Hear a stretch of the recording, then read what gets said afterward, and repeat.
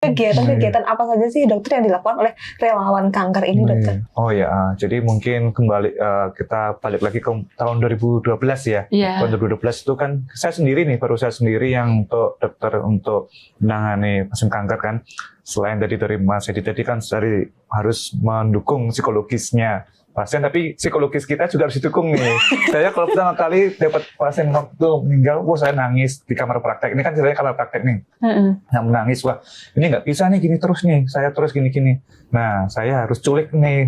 Jadi kita dirinya Trisi itu nanti itu ada foundernya, Dr. Eni. Kemudian ada juga Kak Momo ya. Kak Momo itu yang aktivis volunteer, yaitu kita bikin nih dari relawan yang di Solo ya, semuanya mahasiswa yang benar-benar aktif nanti bisa mendukung acara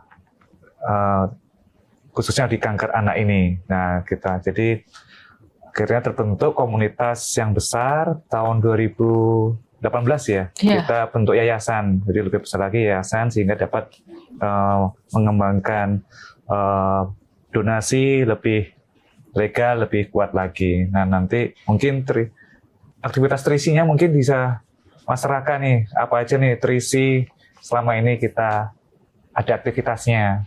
Karena masyarakat ini ketua Trisi. Nah, terus dari Trisi kita berkembang ada kelompok survivor remaja. Walaupun ketuanya udah nggak begitu remaja sih. Ini ketua Sumar. Kalau untuk yang apa organisasi yang udah agak remaja ini namanya apa dokter ini? SYNC. Gimana harus sebutnya gini ya Mas Sumar ya? Ya, SYNC, SYNC.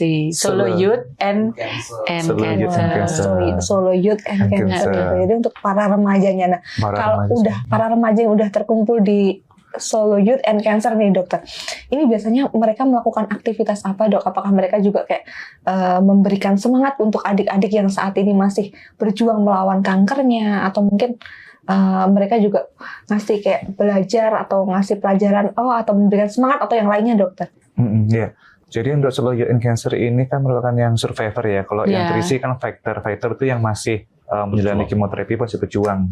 Ya, jadi diharapkan nantinya kakak-kakak yang di Solo Youth and Cancer ini bisa memberikan inspirasi kepada yang masih kemoterapi, masih sebagainya. Nah, nanti bisa membuka jalan, pasti seperti itu. Mungkin lebih Mas Umar ada tambahan nggak? Oh iya, Mas Umar ada tambahan, Mas Umar. Ini ketuanya. Ya, kalau Solo Youth and Cancer itu isi para remaja penyintas kanker di Solo Raya. Jadi untuk kegiatannya kami biasanya mengadakan kunjungan ke rumah sakit. Itu kita bisa mensupport, kemudian bisa memotivasi anak-anak yang masih menjalani kemoterapi seperti itu. Itu kegiatan rutinnya.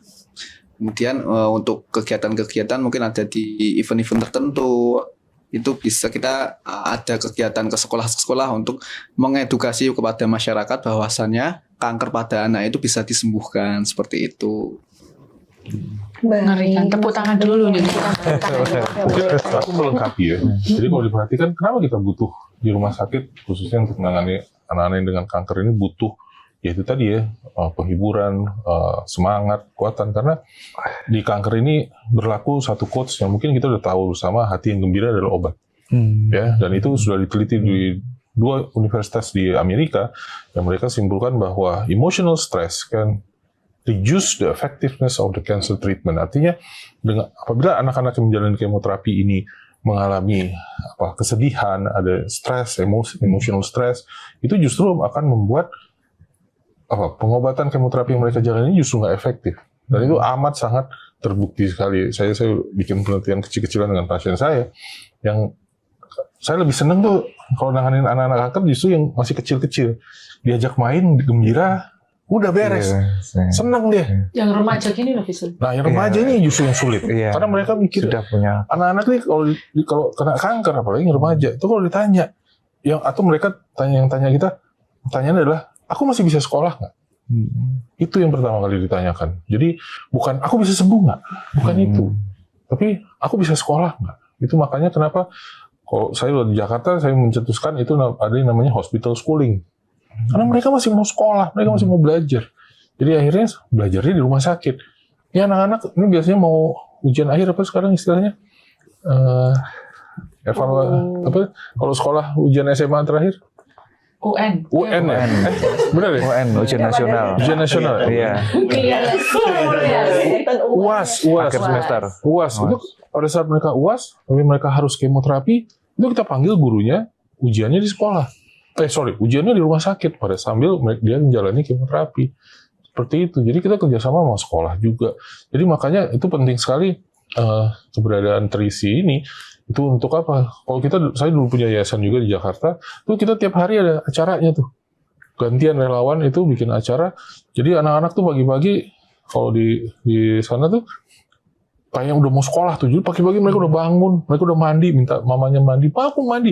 Karena mereka udah siap-siap mau ikut acara. Nanti acaranya yang macam-macam lah ya.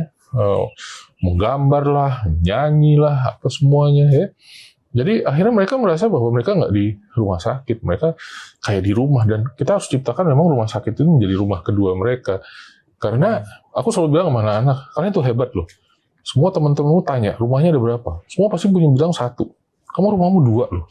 Rumahmu yang sebenarnya, yang 1 lagi di sini nih. Dan kamu setiap bulan tuh pasti staycation di sini.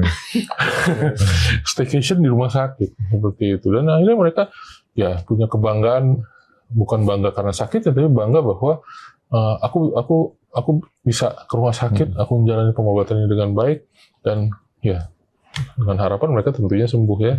Seperti itu. Jadi itu pentingnya kenapa psikologis pada anak-anak kanker itu perlu diperhatikan, dan inilah aku bilang wadah yang ada di Solo yang dipimpin oleh Mas Riza inilah salah satunya untuk apa? Untuk membuat hati anak-anak yang sedang menjalani kemoterapi ini sukacita, supaya apa? Supaya obat kemonya jalan, kerja nih. Seperti itu. Ya, jadi apa yang dilakukan ya kiranya dapat terus berlanjut ya Mas Riza ya, untuk membantu anak-anak sekarang yang masih berjuang mungkin. Download Tribun X sekarang. Menghadirkan lokal menjadi Indonesia.